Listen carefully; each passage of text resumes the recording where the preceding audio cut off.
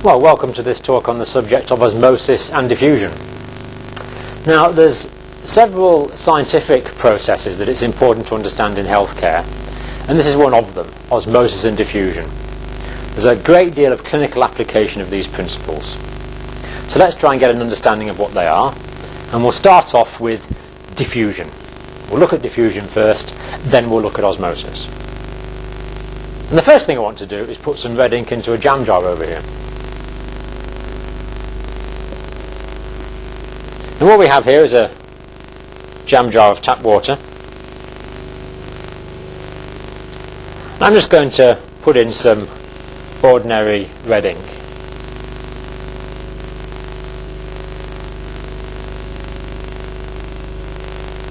Just a few drips into there.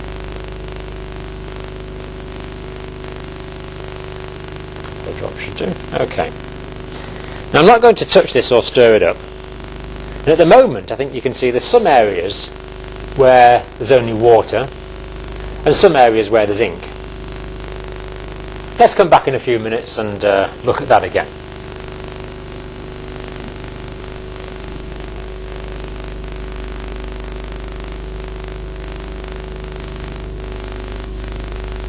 Now let's think about what's happening in that jam jar in terms of molecules. So this is the jam jar here. And that jam jar is full of water. In other words, it's full of water molecules. That's what a jam jar full of water is. It's a jam jar full of water molecules, in fact. All close together, much closer than this. Many more than this, of course, many millions of them. Many millions, in fact. Okay, so it's a jam jar full of water molecules. But these water molecules are not standing still. They're actually in motion. They're actually vibrating very quickly. So any one water molecule is vibrating back and forward in a random way. They are in random motion. They are vibrating. There is molecular vibration in that jar.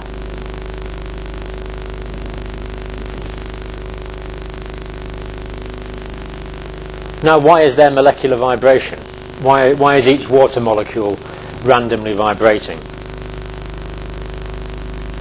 Well, the answer to this question is that that jar of water there possesses heat.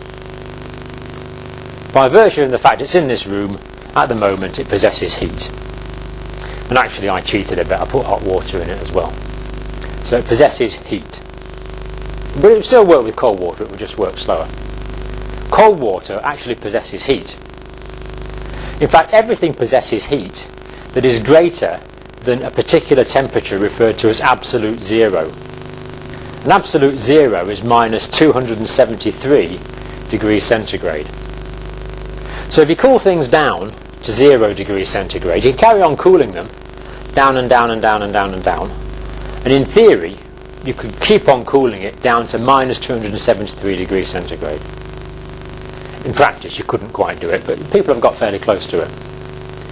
But once you get to minus 273 degrees centigrade, the molecules have stopped vibrating and are standing still. So imagine this jar of water is probably at, say, 45 degrees, and the molecules are vibrating quite quick. But if you slow it down to, say, 10 degrees, they'll be vibrating slower. Minus 10 degrees, well, there would be an ice, but if there was molecular vibration in a fluid, then it would be slower still. Several hundred degrees centigrade, several hundred degrees to, say, 200 degrees below freezing, the vibration would be very slow, and eventually the vibration would stop. When it's stopped, it can't get any cooler. That's known as absolute zero.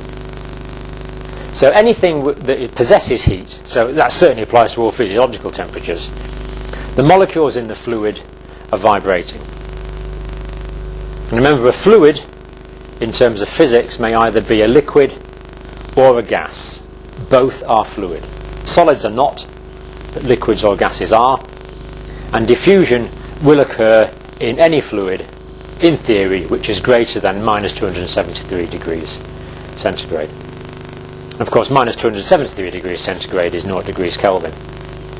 So 273 degrees Kelvin is 0 degrees centigrade.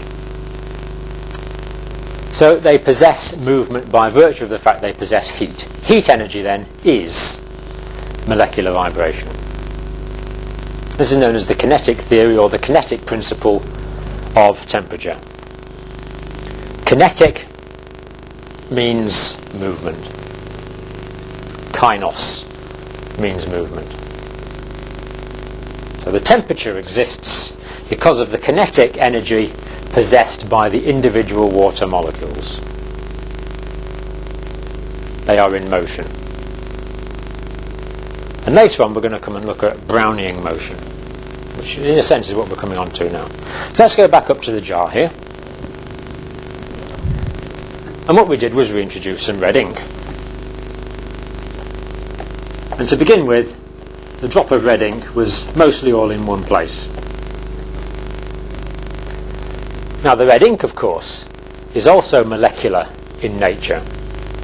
It also possesses temperature, therefore it's also randomly vibrating as well. The red ink is randomly vibrating. So these are randomly vibrating also. That way and this way, all over the place, randomly vibrating.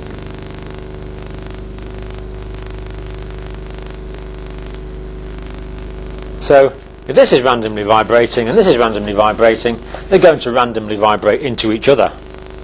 There's going to be many, many millions of random collisions.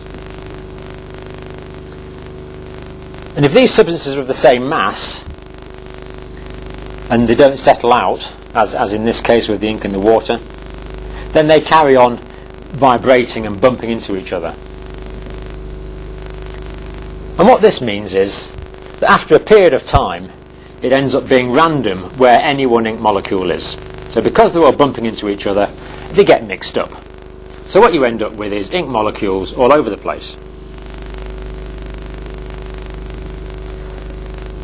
And because there's many millions of these ink molecules, and because the collisions are random, the principle of probability dictates that they're going to end up evenly distributed throughout the medium.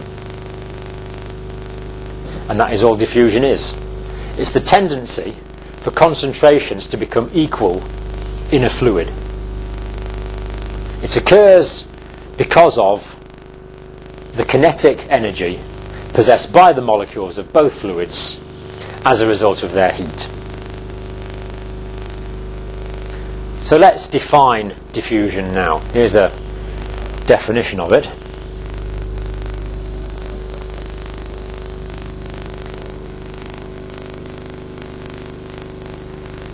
The process whereby fluids, that is gases and liquids, of different concentrations. And remember when we first introduced the ink, there were some areas with ink of high concentrations. There was other areas where the water was still clear. So the concentrations were different. It's whereby they intermingle. They all mix up together until the distribution is homogeneous when they're brought into contact.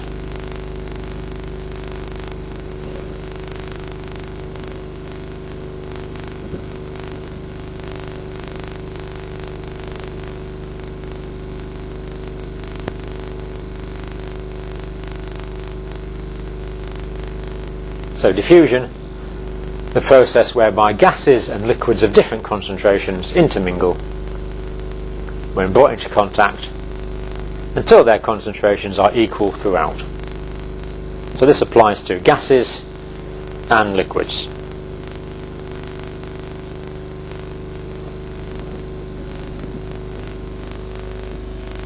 So let's just look at one example of this in physiology. Let's imagine this is a blood capillary here. And let's imagine this is the alveoli of the lung.